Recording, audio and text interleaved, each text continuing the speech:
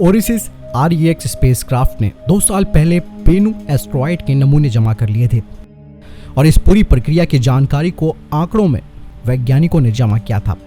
ये नमूने अब इस यान के जरिए पृथ्वी पर अगले साल पहुंचेंगे, लेकिन उससे पहले नमूने हासिल करने के दौरान के आंकड़ों से विश्लेषण से एक चौंका देने वाली बात वैज्ञानिकों को पता चली है। और इस पूरे रिसर्च के बारे में वैज्ञानिकों ने एक रिसर्च लेटर भी तैयार किया है, जिसमें शोधकर्ताओं ने कहा है कि ओराइसिस यान नमूने लेते समय बेनू की सतह में ही अंदर धंसने वाला था, लेकिन ऐन वक्त पर यानी कि नमूने के फौरन बाद इस यान के थ्रस्टर्स चलने लगे, जिसकी वजह से ऐसा नहीं हो सका।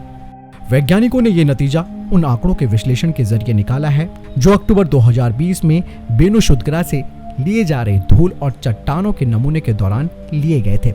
इससे पहले वैज्ञानिकों को उम्मीद नहीं थी कि बेनू की बाहरी सतह के कण इतने ढीले तरीके से एक दूसरे के पास होंगे कि यदि किसी को उस पर कदम रखना हो तो क्षुद्रग्रह से बहुत ही कम प्रतिरोध मिलेगा। सेंट एंटोनियो स्थित साउथ वेस्ट रिसर्च इंस्टीट्यूट के वैज्ञानिक ने बताया कि यदि बेनू पूरी तरह से पैक होता है तो इसका मतलब ये नहीं होता कि सतह ठोस चट्टानों की तरह होती, लेकिन हमें सतह पर बहुत सारी खाली जगह मिली है। दोस्तों, इन चौंकाने वाले नतीजों ने वैज्ञानिकों को हैरान कर दिया है, क्योंकि बेनू ने लगातार खुद को अप्रत्याशित साबित किया है। पहली बार बेनू ने दिसंबर 2018 में चौंकाया था जब ओराइसिस बेनू पर पहुंचा था। उस समय ओराइसिस की टीम ने पाया था कि बेनू की सतह सपाट होने की जगह कई पत्थरों से बिखरी पड़ी है।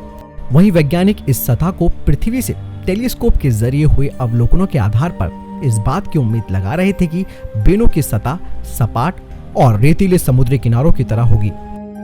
शोधकर्ताओं ने यह भी पाया कि बेनू अपनी सतह से अंतरिक्ष में चट्टानों के कणों को उत्सर्जित कर रहा है। एक वैज्ञानिक बताते हैं कि एस्ट्रॉयड यानी कि क्षुद्रग्रह की सतह के बारे में हमारी उम्मीदें पूरी तरह से गलत थी। बेनू जो है वो वास्तव में नहीं है, और इस तरीके का जो नया प्रमाण हमें तब मिला जब ओराइसिस रेक्स यान ने नमूने उठाए और एस्ट्रॉयड की सतह की सबसे नजदीक की तस्वीरें पृथ्वी को भेजी। वैज्ञानिक बताते हैं कि हमने देखा कि नमूनों की साइड से अवशेषों की एक बड़ी दीवार चमक रही है और हमें इस बात की काफी हैरानी हुई। नाइट एंगल साइट के लिए अवशेष जो कि तस्वीरें ली गई थी, वैज्ञानिकों ने उसका गहन अध्ययन किया। इससे यान के टचडाउन के दौरान जमा किए गए आंकड़े भी शामिल थे। शोधकर्ताओं ने बताया कि जब सतह छोड़ने के लिए थ्रस्टर को शुरू किया गया तब भी यान क्षुद्रग्रह पर छेद ही कर रहा था। अब शोधकर्ताओं को उम्मीद है कि नई जानकारी से वैज्ञानिकों को दूसरे क्षुद्रग्रह के यानी कि एस्ट्रॉयड के अवलोकन में सहायता मिल सकती है। फिलहाल इस पर आपका क्या कहना है, मुझे कमेंट सेक्शन में लिखकर जरूर बताएं।